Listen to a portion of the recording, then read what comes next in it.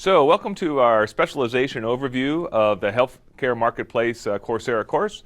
What we're going to do to walk through this specialization is talk to you about the 4 courses and capstone experience that lay ahead. So best way to probably dive into this thing is to use a landscape picture of the entire healthcare marketplace. And this actually is going to be emphasized quite a bit for the first course, which is actually called the Healthcare Marketplace. It's an overview of all these different constituencies that you see. This is taking somewhat of a U.S. focus, but it also pretty much applies to most other countries in terms of a government role and where different actors, whether they be physicians, hospitals, insurers, all come together. What's interesting about this graphic is that Congress plays a key role. And it's in the U.S. very important because Congress basically creates, if you will, the funds and the appropriations for much of the public health system and Medicare and Medicaid major pieces to operate. Some of the big obvious players when you look at that map are the insurers with their sort of sand-colored building that's sort of there to the left, and then the physicians and hospitals over to the right of them. There's very obvious roles in terms of what they're engaged in. The medical technology firm, which could be pharma and medical devices, is off to the top. Big business is mentioned there as well. This is emphasized a lot in Course 1 because the U.S., what makes the U.S. system unique is that much of the health insurance system that finances the U.S. health economy comes from large employers, and so they play a critical role. Federal government up there in that lovely blue building plays a role in the whole space in terms of administrating many of the government programs, including Department of Defense programs and Veterans Affairs. And then probably the most critical thing on the rings are like you don't have a system unless you actually have patients that are getting care. And patients come to you in all shapes and sizes and walks of life, whether they're coming from Main Street or they're high-income individuals, and we kind of emphasize those issues as well. So Course 1 really talks about the dynamic of all of these actors that are in play, some of their history over the last 100 years. A common theme is their monopoly rights, which define a lot of what makes the U.S. health economy unique. And then ultimately you end Course 1 with a sense of a market sizing idea for either concept or innovation in this space that involves the different actors that you've seen. Then we get to Course 2, and Course 2 focuses on the physicians and the hospitals. So physicians and hospitals are really the core of what you would think of for any major healthcare market per se. And we start with them because they really set the tone for most of the market. Without essentially physicians and hospitals, we really don't have much of a system to talk about. Physicians play a key role crafting new medical technologies, innovations. Many times they're entrepreneurs, not just caregivers. They also exercise a tremendous amount of monopoly rights. The hospitals function as their workshop, and we talk about that in Course 2. What's great about Course 2 is it's being led by a physician who focuses on healthcare innovation and how the fusion of the physician trade and the hospital trade come together to create really unique healthcare delivery opportunities.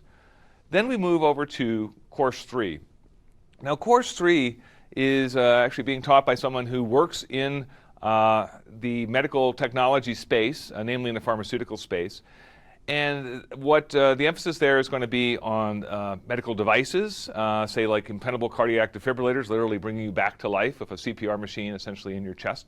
Talk about pharmaceuticals, which is well known, and also biotechnology for advanced personalized medicine and genetics that are really fine-tuned just to you. And many of the coming and actually emerging cures for cancer, for different site-specific cancers, come from that biotechnology space. So in Course 3, what we emphasize is what makes essentially the manufacturing side of whether a device or pharmaceutical so unique, the regulatory issues that go on with the Food and Drug Administration in the U.S. and other regulatory agencies around the world. Also recognizing that the medical technology market is truly a global market where really the U.S. is only maybe 30 or 40% of that market, and the rest of the developed and developing world occupies the rest of that space. We talk about how these technologies get reimbursed. Very few of the very high-tech procedures are ever paid for by cash. They require to be reimbursement, is the key word, from different insurance companies, whether they be public insurance companies like a Medicare or private insurance company like a Blue Cross Blue Shield. And then we go to Class 4.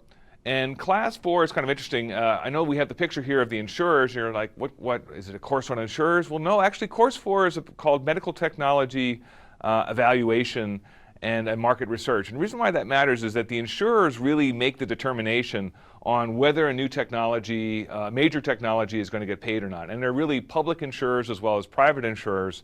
Many times, actually, private insurers subcontract out their work to the public insurers. So, for example, Medicare, which is the largest public insurance program for the elderly and disabled in the United States, most of it operates through private insurance companies for its administration.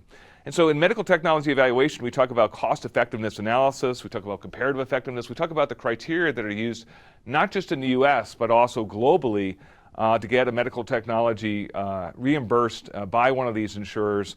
And without that reimbursement, really, you can't go to market. So one of the skills that people learn in Course 4 is really getting a much more in-depth understanding of what the reimbursement strategy will be, as well as competitive analysis for what products otherwise are in that space. Then we wrap the entire specialization with a capstone experience. And a lot of the other actors that we talked about in that landscape now all come into place. So our capstone experience focuses on this idea of having a valuation of an innovation. This is something that we're very proud of at the University of Minnesota that we work with our students to learn how to do.